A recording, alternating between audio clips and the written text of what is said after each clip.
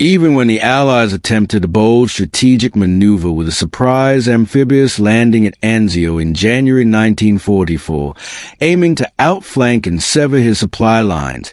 Kesselring reacted with astonishing speed. He swiftly redeployed crucial reserves, effectively containing the Allied beachhead for many grueling months. In the aftermath, even some of his most seasoned Allied counterparts conceded that his defensive strategy was terrifyingly effective, characterized by judicious, flexible withdrawals to prevent encirclement, perfectly timed, sharp counterattacks at critical junctures, and an unerring genius for transforming the very geography into a potent weapon. In pure operational and tactical terms, Kesselring's performance was nothing short of superb. Yet, to truly grasp his legacy, we must unfurl a different kind of map, one devoid of military arrows and strategic lines, populated instead by the silent, often brutalized, figures of civilians. Across occupied Italy, partisan warfare surged, each ambush costing German lives and fueling a vengeful response. As Commander-in-Chief, Kesselring embraced a horrific principle: collective reprisals. He not only issued but repeatedly reaffirmed directives that sanctioned the summary execution of hostages and innocent civilians, ostensibly as a means to deter further resistance. The most infamous consequence of this policy was a chilling Ardeatine Caves massacre.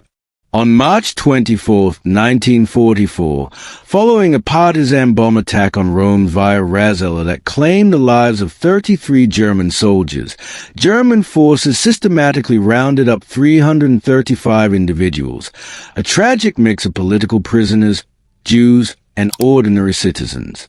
These men were then marched into the ancient Fosse Ardeatine caves just outside Rome and executed in cold blood, group by group.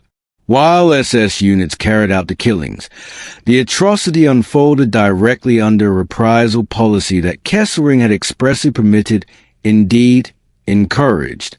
Picture the scene: a dark, echoing tunnel, the shuffle of footsteps, whispered, desperate prayers. Small groups pushed ever deeper into the suffocating gloom, followed by the chilling finality of single gunshots. Afterward, the cave entrance was sealed with explosives, a tomb for the victims. For the Italian people, this was no longer war in any recognizable battlefield sense. It was a calculated, deliberate act of mass slaughter. In the wake of the war's end, Kesselring was apprehended and brought before a British military court in Venice. From February 17 to May 6, 1947, he stood trial, facing grave charges related to civilian killings and the issuing of his infamous reprisal orders. His defense contended that anti-partisan reprisals were permissible, even legal, under the then-prevailing wartime doctrines, and he denied personally ordering the Ardeatine massacre. The court, however, unequivocally rejected his arguments, holding him directly responsible as a commanding officer. On May 6, 1947, he was sentenced to death. Yet, what followed was a stunning reversal that continues to ignite fervent debate to this day. Kesselring's death sentence was commuted to life imprisonment. Then, remarkably, in 1952, he was released entirely on health grounds, a decision heavily influenced by the burgeoning Cold War politics and West Germany's strategic importance. This outcome provoked widespread outrage in Italy, where survivors and their families felt justice had been cruelly truncated. Conversely, in many circles in Germany, particularly among veterans, he was often still portrayed as a soldier who had simply done his duty. So, how do we ultimately define Kesselring? Viewed from the perspective of the trench line in the strategic map table, he was undeniably a brilliant defensive commander, a master tactician who transformed Italy into an almost insurmountable delaying fortress, forcing the Allies to pay a devastating price for every single mile advanced. However, When seen through the lens of the Ardeatine caves and countless burned villages, he emerges as a senior authority who systematically normalized a horrific killing of innocents as official policy. Perhaps the truth encompasses both stark realities, and that, indeed, is a profoundly difficult lesson.